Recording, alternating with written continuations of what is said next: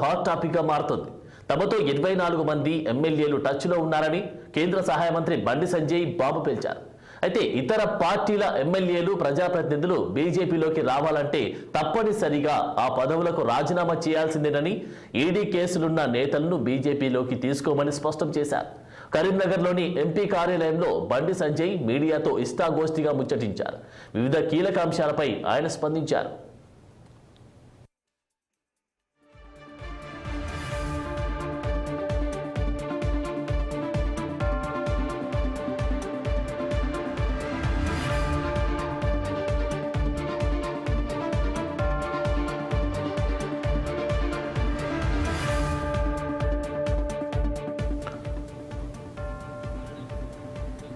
ప్రధానంగా ఇరు రాష్ట్రాల సీఎంల భేటీపై కీలక వ్యాఖ్యలు చేశారు.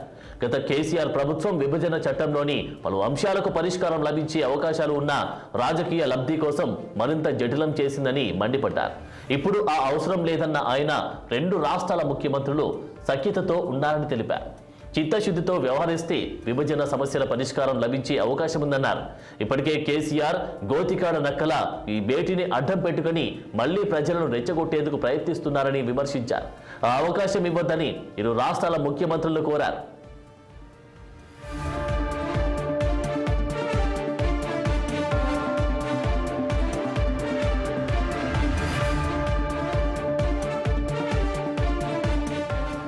అలాగే కరీంనగర్ పార్లమెంట్ అభివృద్ధి కోసం శక్తి వంచన లేకుండా కృషి చేస్తారని సంజయ్ పునరుద్ఘాటించారు.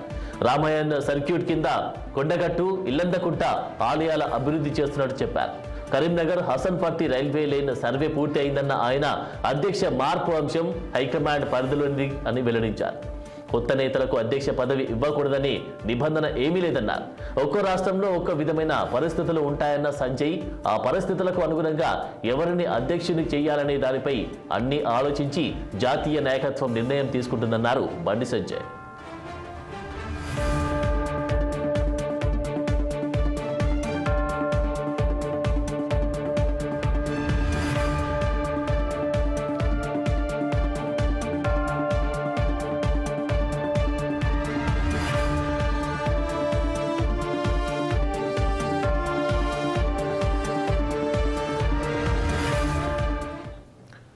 తెలుగు రాష్ట్రాల